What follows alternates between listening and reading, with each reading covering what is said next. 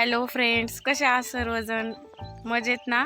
तर आज आमच्या शेतात आहे बट्ट्या, तर त्यासाठीच आम्ही आज इथे आलो आहे. तर चला, तुमच्यासोबत देखील आमच्या शेतातील बट्ट्याचा कार्यक्रम आम्ही शेअर करणार आहे. तर व्हिडिओ सगळ्यांनी शेवटपर्यंत नक्की बघा आणि व्हिडिओ आवडलास तर आपल्या चॅनलला देखील नक्की फॉलो करा. तर चला, व्हिडिओ आपण पुढे कंटिन्यू करूया. तर इथे व्हिडिओ सकाळपासूनच तुमच्यासोबत शेअर करते. तर सकाळी इथे आमची झाडलोट चालू होती आणि इथे वाजले असेल सकाळचे 6:30 किंवा 7. तर तुम्हाला आता आमच्या गावाकडचं वातावरण मी दाखवते. खरंच गावाकडे सकाळी एवढं फ्रेश वातावरण असतं ना. आणि हे बघा, इथे आमच्या मळ्यामधलं मंदिर, ज्याचं काम आत्ताच झालं आहे. तुम्हाला याचं पूर्ण व्हिडिओ मी एखाद्या दिवशी टाकेल की मंदिरात कोणतं आहे, मंदिरामध्ये कोणता देव आहे किंवा मंदिराचं काम कधी झालं आहे. तर त्याआधी बघा, इथे चिमण्यांचा चिवचिवाट, किती छान वातावरण झालेलं आहे. आणि इथे माझी लहान जाऊबाई रांगोळी घालतीये, कारण गावाकडे सडा, रांगोळी ह्या गोष्टी सकाळी करावं लागतात. आणि आम्ही सगळे कामे आवरून आता निघालो होतो शेतामध्ये, कारण आज शेतामध्ये आहे दाळबट्टीचा कार्यक्रम. म्हणजे आज आमच्या शेतामध्ये आम्ही दाळबट्टी बनवणार आहे. तर त्यासाठीच आम्ही सगळेजण आता शेतामध्ये निघालेलो आहे. तर इथे बघा, आमच्या माऊला झोपी देखील येत आहे. तर आम्ही सगळेजण निघालो आता शेतात जाण्यासाठी. तर या ज्या बसल्या आहेत त्या आहेत माझ्या मोठ्या सासू. त्यांना देखील आम्ही शेतात घेऊन जात होतो. आम्ही तिथे गेलो. तिथे गेल्यानंतर आम्ही एकदा गाडीतले सगळे सामान घेतलं, कारण गाडी मध्ये जात नव्हती. त्यामुळे आम्हाला हे सगळं सामान हातातच शेतामध्ये घेऊन जावे लागणार होते. तर आम्ही सगळ्यांनी मिळून एक वस्तू इथे घेतल्या. तर तुम्ही बघू शकता की आम्ही सगळ्या गोष्टी इथेच बनवायला आणल्या होत्या. आम्ही आता सगळं शेतामध्येच बनवणार आहे. व्हिडिओ खूप सुंदर होणार आहे, त्यामुळे सगळ्यांनी व्हिडिओ शेवटपर्यंत नक्की बघा. तर आम्ही सगळ्या वस्तू घेतल्या आणि निघालो शेताकडे. तर इथे आमच्या अगोदरच नाना आणि आहो कांद्यांवर पिचकरी मारण्यासाठी आले होते. कांद्यावर खूपच पिवळे पडल्यासारखे वाटत होते, त्यामुळे हे कांद्यावर पिचकरी मारत होते. आता चला, तुम्हाला आमच्या शेतातला सगळ्या फुलांची झाडे आणि सगळा नजारा मी इथे दाखवते. तर इथे बघू शकता की पपयाला किती छान पपया लागले आहे.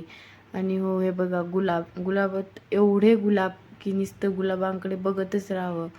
तर काय, आपल्या शेतांमध्ये खरंच खूप सुंदर वातावरण असतं, कारण फक्त ते आपल्याला बघण्याचा आपला नजरिया असतो. तर तुम्ही इथे बघू शकता किती हिरवळ आणि किती सुंदर वातावरण झालेलं आहे.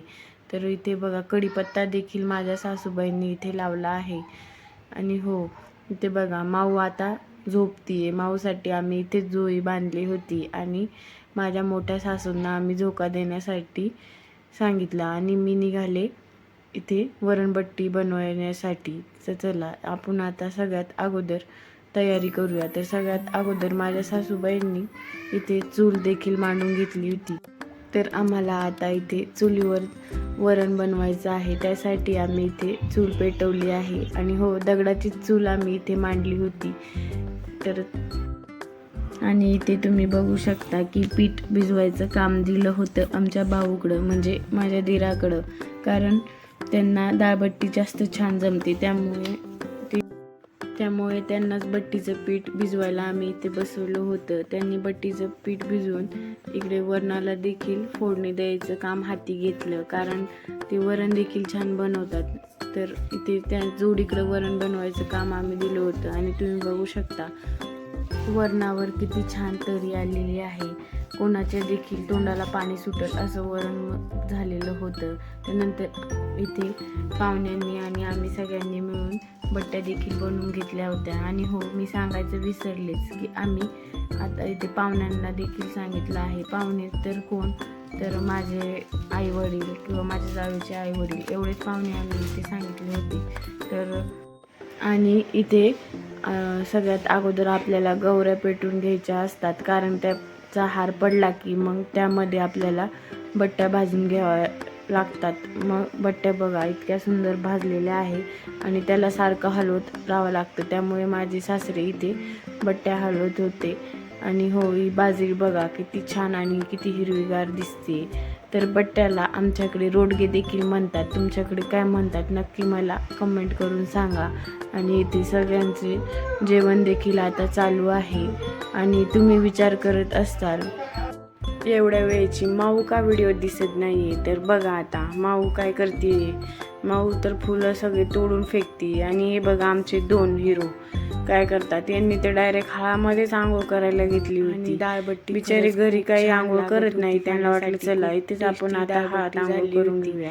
तर नंतर आम्ही सगळ्यांनी देखील जेवण करून डाळबट्टी खाण्यासाठी. तर तुम्ही इथे बघू शकता सगळेजण किती छान गोल घेरा घालून बसले होते. आणि खरंच असं जेवणामध्ये खूप आनंद वाटत होता. आणि जेवण देखील खूपच छान लागत होतं. असं आपण घरी किती देखील छान जेवण बनवलं तर त्यामध्ये तर एवढा काही आनंद नसतो, कारण तिथे आपण घरचेच माणसं असतो. पण इथे सगळेजण जमा झाल्यावर एवढा आनंद आणि एवढं छान वाटतं ना. खरंच एक दिवस असा आपण सगळ्यांनी मिळून काढला पाहिजे. तर सगळा कार्यक्रम वगैरे झाल्यावर आम्ही सगळ्यांना पसारा दिला आणि आम्ही देखील काही पसारा घेतला, कारण गाडी थोडीशी लांब लावलेली होती.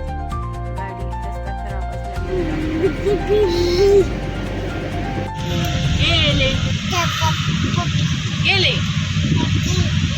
येते. त्यानंतर आम्ही निघालो घराकडे येण्यासाठी, कारण अंशूला दुसऱ्या दिवशी स्कूल होती. त्यामुळे आम्ही लगेचच इकडे घराकडे आलो. आणि घराकडे आल्यावर इथे चालू होती इंडिया आणि न्यूझीलंडची मॅच. तर याच्यामध्ये कोण जिंकलं ते तुम्हाला काही सांगायची गरज नाही.